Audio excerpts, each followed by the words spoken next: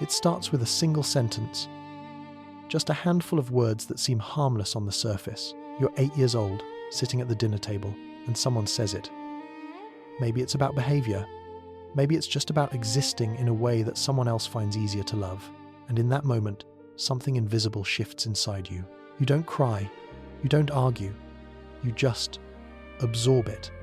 Like a stone dropped into still water, those words sink deep, creating ripples that will touch every corner of who you become. Because when a child hears they're being measured against someone else, they don't just hear criticism, they hear a quiet truth that will haunt them for decades. You, as you are not enough. This is how the psychology of comparison begins.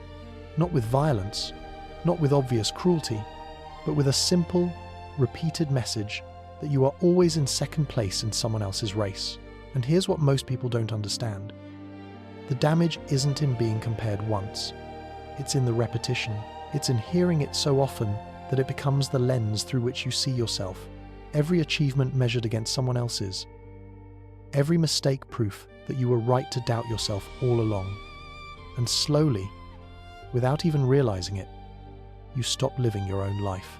You start performing in someone else's story, trying desperately to rewrite an ending that was never really about you. Today, we're going deep into the psychology of the compared child. Not to assign blame, not to drown in victimhood, but to understand. Because when you've spent your entire childhood being held up against someone else, the effects don't vanish when you turn 18. They live inside you. They shape how you love, how you work, how you dream, and how you fail. And if you don't understand what happened, you'll spend your whole life running a race where the finish line keeps moving, where winning still feels like losing, where your worth is always conditional, always relative, always just out of reach. So let's begin where it actually starts. In the mind of a child who's learning that love isn't given freely. It's earned by being better than someone else. And sometimes, no matter how hard you try, you'll never be better enough. The invisible fracture. There's a moment in every compared child's life that they'll never forget. Not because it was dramatic, but because it was quiet. It's the moment they realized that their existence was being judged not by who they were, but by who they weren't. Maybe it was when your report card came home, and instead of celebrating your B, someone sighed and said, "Your brother got all A's." Maybe it was at a family gathering where cousins were lined up and someone laughed. "Look at her. She's nothing like the others." Maybe it was subtler than that. A glance, a comparison made in passing, a compliment given to someone else that you never received. Children don't need grand betrayals to feel unloved. They need consistency. And when the consistent message is, "You're being measured," they learn something fundamental about the world. That worth is not intrinsic. It's competitive. Psychologically, this does something devastating to a developing mind. But when attachment becomes conditional on performance, and performance is always relative to someone else, the child enters a state of chronic insecurity. Psychologists call this unstable attachment. It's when love feels unpredictable, earned. And here's where the damage goes deeper than most people realize. It's not just about self-esteem, it's about identity formation. Because a child's sense of self is built through mirroring. They look into the eyes of their parents and see themselves reflected back. But when all they see is comparison, when all they hear is, "You're not like them," they begin to construct an identity built entirely on lack, on what they're missing, on what they'll never be. This is how the compared child learns to disappear. Not physically, but psychologically. They stop asking, "Who am I?" and start asking, "Who do I need to be finally be chosen?" And that question becomes the axis around which their entire life rotates. You can see it in how they move through the world. They're the ones who apologize too quickly, who downplay their achievements because praise feels uncomfortable, unfamiliar, unsafe. They're the ones who work twice as hard for half the recognition because deep down they believe that's what they deserve. They're the ones who can't accept compliments because every kind word feels like a lie. After all, if they were truly good enough, why were they always being compared? There's a term in psychology called the social comparison trap. It describes what happens when your self-worth becomes dependent on how you measure up to others. But for the compared child, It's not a trap they walked into. It's a cage they were born inside. Because before they even understood what worth meant, someone else was defining it for them. And the cruelest part? The person they were compared to often had no idea. A sibling, a cousin, a classmate. They were just living their life, but in the mind of the compared child, that person became the standard. The ghost they could never outrun. Here's what happens inside the brain when a child is repeatedly compared. The amygdala, the brain's fear center, starts associating achievement with threat, because every success isn't just success. It's a test, a performance, a chance to finally be enough, or to confirm once again that you're not. Over time, this creates a state of hypervigilance. The child learns to scan every room, every conversation, every situation for signs that they're being evaluated, measured. And as they grow older, that hypervigilance doesn't fade, it intensifies. Because now they're not just being compared by others, they're comparing themselves. In every context. It's exhausting, it's relentless, and it's invisible to everyone else. People see the compared child as driven, ambitious, high-achieving. But beneath the surface, there's no ambition. There's only fear. Fear of being second. Fear of being forgotten. Fear that if they stop performing, they'll finally become what they've always suspected they were. But here's the paradox that no one talks about. The compared child often becomes extraordinarily successful. They excel. They overachieve. They push themselves beyond reasonable limits because they learned early that effort is the only currency they have. That love, approval, and belonging must be earned through relentless striving. And so they strive. They push. They sacrifice. They become the person everyone admires, except themselves. Because no matter how much they achieve, there's always someone better. And in their mind, that someone is proof that they're still not enough, that they never were, that they never will be. This is the quiet tragedy of the compared child. They spend their whole life chasing validation that was never going to come. Because the validation they needed wasn't about being better than someone else. It was about being seen for who they were, just as they were, without measurement, without judgment, without the endless, exhausting need to prove their worth. And when that doesn't happen, when childhood ends and the comparisons don't stop because now they're self-inflicted, the child grows into an adult who's never learned how to simply be. They only know how to compete. And even when they win, it feels like losing, because winning was never the point.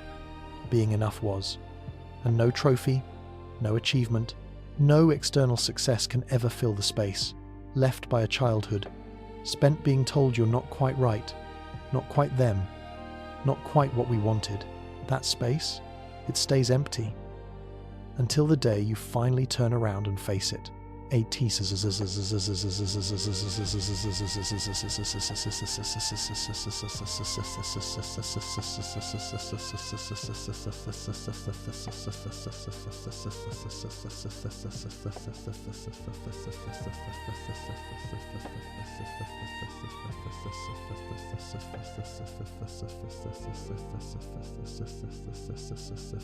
The architecture of never enough. Let's talk about what happens inside the mind of someone who grew up being compared. Because the effects aren't random, they're structural. Like a building designed on a flawed foundation, the entire architecture of the self becomes warped around one core belief. I am only valuable in relation to others. This belief doesn't announce itself loudly. It whispers. It hides behind other thoughts, other behaviors, other identities, shaping every decision, every relationship, every dream you chase or abandon. And here's how it shows up in adulthood. In ways you might not even recognize as connected to your past, you become someone who can't celebrate your own wins. Because every achievement is immediately followed by a quiet voice that says, but they did it better, they did it faster, they didn't even struggle like you did. So instead of joy, you feel relief. Relief that you didn't fail, relief that you kept up. But joy, real joy, that feels foreign. Because joy requires you to believe that you, as you are, deserve to be celebrated. And if you were raised being compared, that belief was never planted. Instead, you learn that celebration is conditional, reserved for the best, the brightest, the ones who didn't have to be reminded to be better. You become someone who struggles with intimacy. Because how do you let someone truly see you when your whole life has been about performing? When vulnerability feels like admitting defeat, when the real you, the unpolished, unfiltered, imperfect you, is the version you've spent years hiding because it was never good enough to begin with. So you build walls, not obvious ones, subtle ones. You share parts of yourself, but never the whole. You let people get close, but not too close. Because deep down, you're terrified that if someone really knew you, they'd do what everyone else did. There's a psychological phenomenon called imposter syndrome, the persistent fear that you're not as competent as others perceive you to be. And while it affects many people, it devastates those who grew up being compared. Because for them, imposter syndrome isn't occasional self-doubt, a quiet certainty that one day everyone will see through the performance and realize what they've always known. You're a fraud. You've always been a fraud. You were just better at hiding it than most. And here's the cruel irony. The compared child often becomes incredibly successful. They climb, they achieve, they reach heights others only dream of. But success doesn't heal the wound. It deepens it. Because now the stakes are higher. Now there's more to lose. Now the gap between who they appear to be and who they feel they are grows wider and wider until they're living two entirely separate lives. The public one and the private, aching one that no one else sees. Let's talk about relationships, because this is where the psychology of comparison does some of its deepest damage. When you grow up being measured against others, you learn that love is a limited resource. That affection, attention, approval, these things must be competed for, earned, defended. And this belief doesn't stay in childhood. It follows you into every relationship you'll ever have. You become the partner who's always scanning for signs of comparison, who sees every ex as a threat, every compliment given to someone else as a subtle message that you're not enough. You become hyper-aware of where you rank, not because you're insecure in the shallow sense, but because ranking is the language you were taught. It's how love was distributed in your formative years. And even though you know, intellectually, that love doesn't work that way, your nervous system doesn't believe it. Psychologists call this a scarcity mindset, the belief that resources, including love, are finite. And when you operate from scarcity, you can't fully receive, you can't fully trust, because trust requires the belief that you are enough, just as you are. But if you were raised being compared, that belief was never given the space to grow. Instead, you learn to earn, to prove, to justify your place. You try to be everything someone needs because you're terrified that if you're not, they'll find someone who is. Even when you do everything right, even when you bend over backwards, what if they see that I'm not actually special? What if they compare me to someone else and I lose? This is the loneliness of the compared child turned adult. Not the loneliness of being alone, but the loneliness of being with someone and still feeling like you're performing, like you're being evaluated, like love is a test you have to keep passing, over and over, with no assurance that passing today means you'll pass tomorrow. Now let's talk about what this does to your dreams. Because the compared child doesn't dream freely. They dream strategically. Every goal is measured not by whether it excites them, but by whether it will finally prove their worth.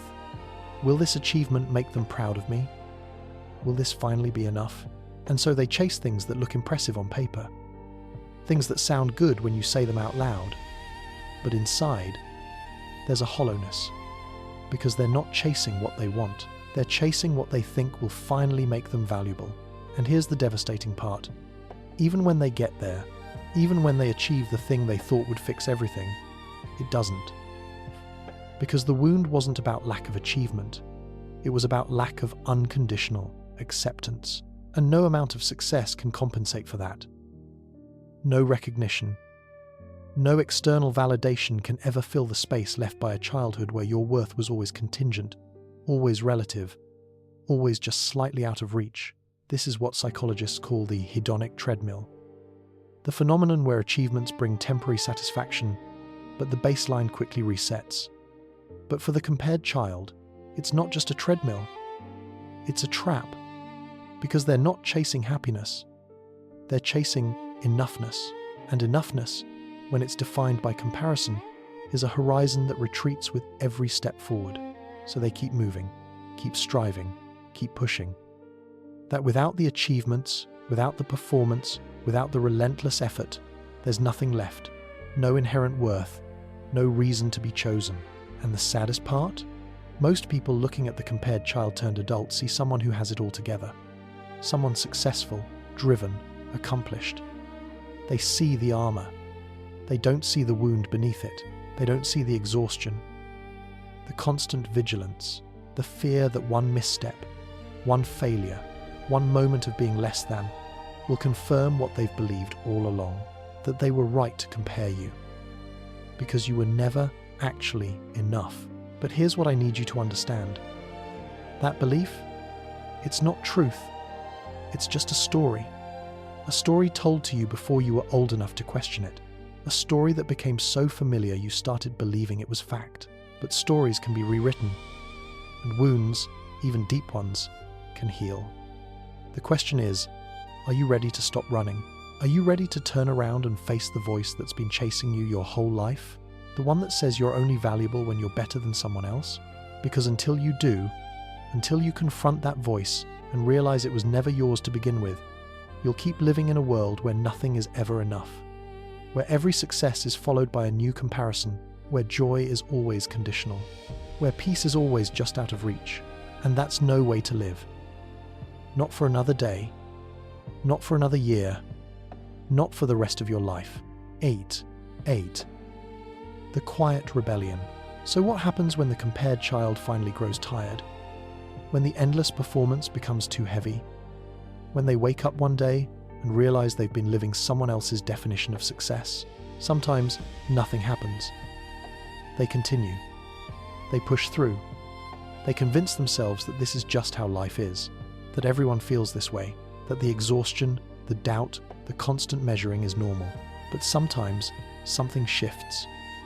Who am I when I'm not being compared? And that question? It's terrifying, because the compared child has spent so long defining themselves in relation to others that when you remove the comparison, there's often just emptiness, a vast, quiet space where a sense of self should be. Psychologists call this identity diffusion. It's when your sense of who you are is so tied to external validation, to roles, to performances, that you lose touch with your core, with the quiet, steady truth of who you'd be if you'd never been taught to compete. This is where healing begins, not in achievement, not in finally becoming better than everyone else, but in the radical, uncomfortable act of sitting with yourself, without the accolades, without the achievements, without the constant need to prove, just you, as you are, in all your imperfect, unpolished, unremarkable humanity. And at first, it feels unbearable, because when you've spent your whole life running, stillness feels like failure. When you've spent your whole life performing, authenticity feels like exposure. When you've spent your whole life being measured, existing without measurement feels like disappearing. But this is the paradox of healing from comparison. You have to be willing to become nothing in the eyes of the world so that you can finally become something in your own. Let's talk about what this looks like practically, because healing isn't some abstract spiritual concept. It's a series of small, daily choices that feel impossibly difficult at first. It's the choice to share your work without obsessively checking how it compares to others. It's the choice to celebrate your own wins without immediately qualifying them. Just acknowledgement. Just letting yourself feel proud without the comparative asterisk. It's the choice to stop asking, "Am I the best?" and start asking, "Am I being true to myself?" Because the compared child measures success externally, but healing means developing an internal compass, a sense of rightness that has nothing to do with ranking and everything to do with alignment.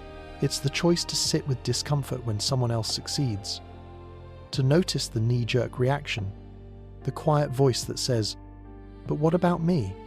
And instead of spiraling, to breathe, to remind yourself that their success doesn't diminish yours, that life is not a zero-sum game, that there's enough space for everyone to shine. This is hard. unbearably hard, because comparison is a reflex. It's been wired into you since before you could form memories. Small, unglamorous moments where you catch yourself mid-comparison and choose differently. But here's what you need to know. Every time you make that choice, you're rewiring your brain. Neuroscience has shown us that the brain is plastic, that patterns, even deeply ingrained ones, can change. It requires patience. It requires you to be gentle with yourself when you slip back into old habits, because you will. Often, and that's not failure, that's part of the process. There's another part of healing that no one talks about. Grieving. Because when you start to dismantle the compared self, when you start to let go of the need to be better than everyone else, you're also letting go of a version of yourself that you've carried for years, the high-achieving, relentlessly striving, never satisfied version. And even though that version was exhausting, it was familiar. It gave you direction. It gave you purpose. And letting it go can feel like losing a part of yourself. So you grieve. You grieve the years you spent chasing validation that was never going to come. You grieve the childhood you didn't have, the one where you were celebrated just for existing, where your worth wasn't contingent on being better than someone else. You grieve the relationships you sabotaged because you were too scared to be vulnerable. The dreams you abandoned because they didn't look impressive enough on paper. This grief is not weakness. It's honesty, and it's necessary, because you can't heal what you won't feel. You can't transform what you won't acknowledge.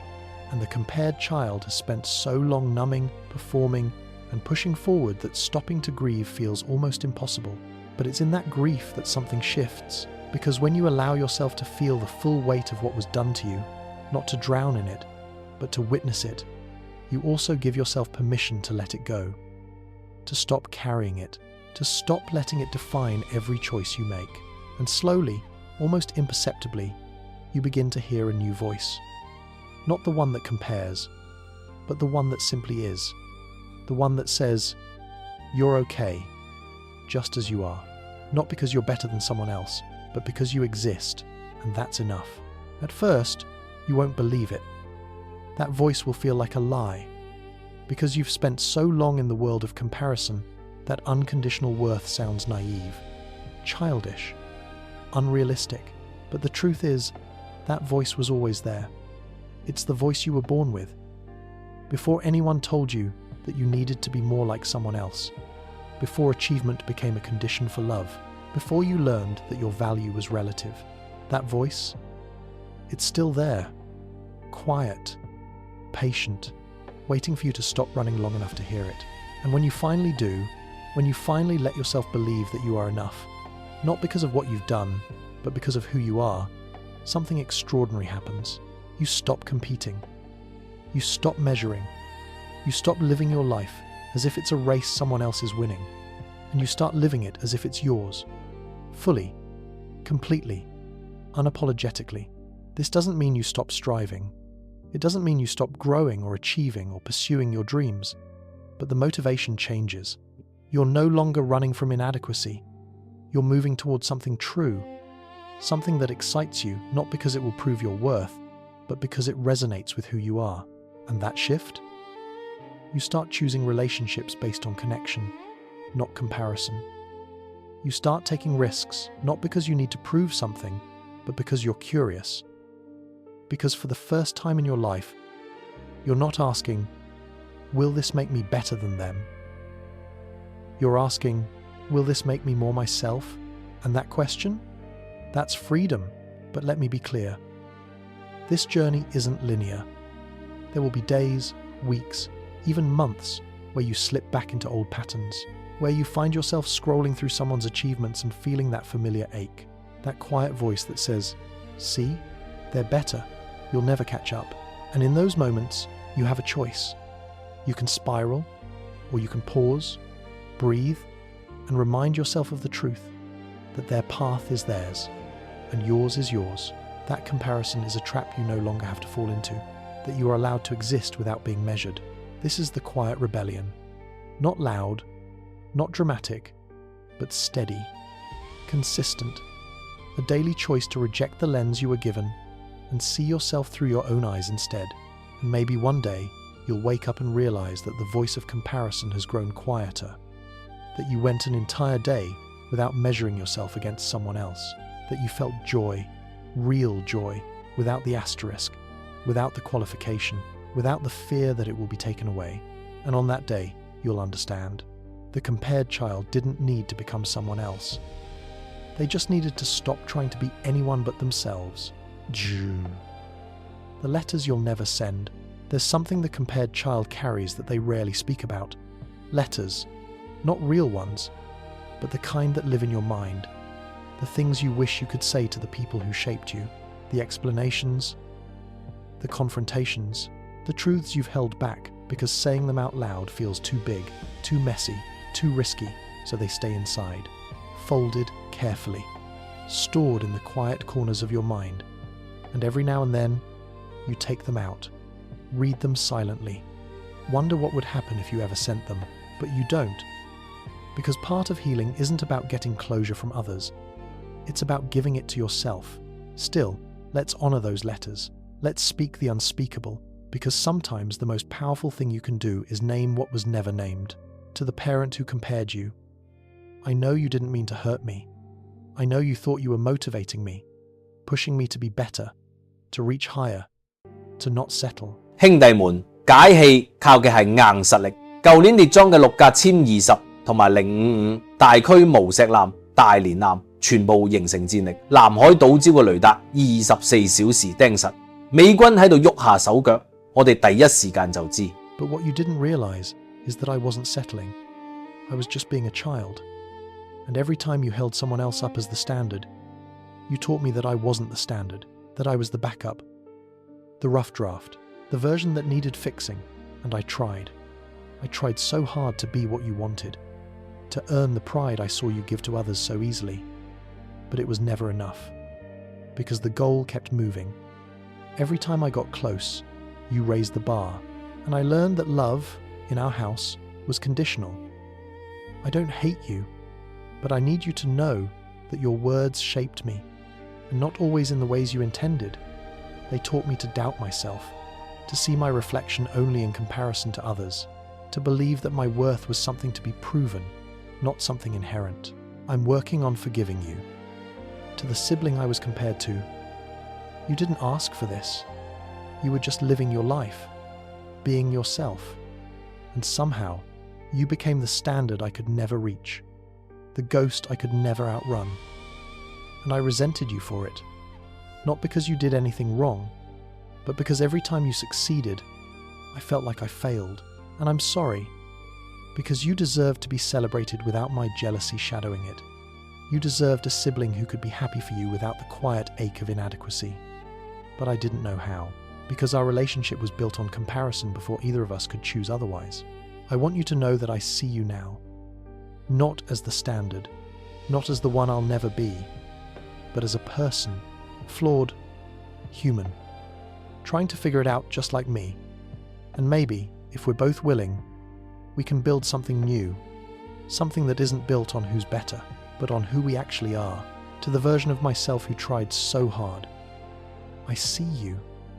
I see how hard you worked, how much you sacrificed, how desperately you tried to be enough, and I wish I could go back and tell you that you already were, that you didn't need to earn love, that you didn't need to be better than anyone else to deserve to exist. But I can't go back. So instead, I'll tell you now, you were enough. You always were, and I'm sorry it took me this long to believe it. I'm sorry I pushed you so hard. I'm sorry I measured you against impossible standards. I'm sorry I didn't let you rest, but I'm here now. And I'm choosing differently. I'm choosing to honor you, to let you be imperfect, to let you fail without it meaning something catastrophic about your worth, to let you exist without the constant need to prove. You deserved that all along. To the people I pushed away because I was afraid, I'm sorry. I'm sorry I couldn't let you in. I'm sorry I kept you at arm's length because vulnerability felt like weakness. I'm sorry I compared our relationship to every other relationship I saw and convinced myself it wasn't enough, that you weren't enough, that I wasn't enough. The truth is, I was terrified. Terrified that if you really knew me, you'd do what everyone else did. Measure me, Find me lacking. Leave. I gave you pieces of myself, but never the whole. And you deserved the whole. I don't know if you'll ever read this. I don't know if you'd forgive me if you did. But I want you to know that it wasn't about you. It was about me. About a wound I didn't know how to heal. About a belief I didn't know how to unlearn. And I'm working on it now. These letters, they're not about blame. They're about acknowledgement, because the compared child spends so much of their life holding things in, swallowing words, pretending they're fine, that sometimes just naming the truth is healing. You don't have to send them. You don't have to confront anyone. You don't have to make anyone understand, because healing isn't about getting others to see what they did to you. It's about seeing it yourself, honoring it, and choosing to move forward anyway. But if you need to write them, write them. Sometimes just saying, "This happened, this hurt, this shaped me," is the first step toward letting it go. And maybe, one day, you'll write a different kind of letter. Dear me, you're doing it. Slowly, imperfectly, but you're doing it. You're learning to see yourself outside of comparison. You're learning to celebrate without qualification. You're learning to exist without needing to be better than anyone else. And I'm proud of you. Not because you're the best, but because you're trying. Because you're showing up. Because you're brave enough to face the parts of yourself you've spent years hiding. Keep going. It gets easier. Not all at once, but little by little. You'll look back and realize that the voice of comparison has grown so quiet you can barely hear it. That you've built a life that feels true, that feels yours, that doesn't need anyone else's approval to be valid. And on that day, you'll finally understand. You were never the problem. Comparison was. And now that you've let it go, there's nothing left but you. Whole, imperfect, enough, just as you always were. 2000, closing. Let me take you back to where we started. To that dinner table, to that single sentence. Why can't you be more like them? But this time, imagine something different. Imagine that child, that small, vulnerable version of you, hearing those words and having someone, anyone, lean over and whisper the truth. You don't need to be like anyone else. You're already exactly who you're supposed to be. Imagine how different your life might have been. How much lighter, how much freer. But no one said that. That your worth was something to be earned, proven, defended. But here's what I need you to hear. You can put it down now, not because you've finally achieved enough, not because you've finally become better than everyone else. Where love is conditional, where you're always one comparison away from feeling inadequate. You don't need anyone's permission to be enough. You don't need to outperform anyone to deserve peace. You don't need to keep running a race that was never yours to begin with. The compared child didn't lose because they weren't good enough. They lost because they were playing a rigged game. A game where the rules kept changing, where the finish line kept moving, where no amount of effort would ever be enough, because enough was never the point. But you're not small anymore, and you don't have to keep playing. So here's what healing looks like. It's not dramatic. It's not a single moment of revelation. It's 1,000 small choices.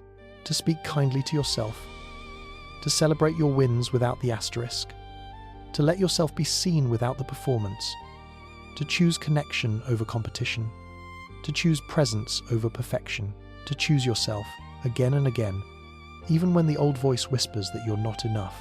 And maybe, just maybe, one day you'll wake up and realize that the voice has gone quiet, that you lived an entire day without comparing yourself to anyone, that you felt joy without fear, pride without shame, peace without the nagging sense that you're falling behind. And in that moment, you'll understand. The compared child didn't need to become someone else. Because you were never the problem. You were just a child trying to survive in a world that taught you love was earned. That worth was competitive. That you were only valuable when you were better than someone else. But that world, it was wrong. And now, finally, you get to live in a different one. One where you're enough, just as you are. Where your value isn't measured against anyone else's. Where you're free to be imperfect, messy, human, and still deserving of love. That world, it's been waiting for you all along. And maybe the bravest thing you'll ever do is stop running long enough to step into it. So stop, breathe, and let yourself be held by the truth you were never told but always deserved to hear. You're enough. You always were. And no amount of comparison will ever change that. Welcome home.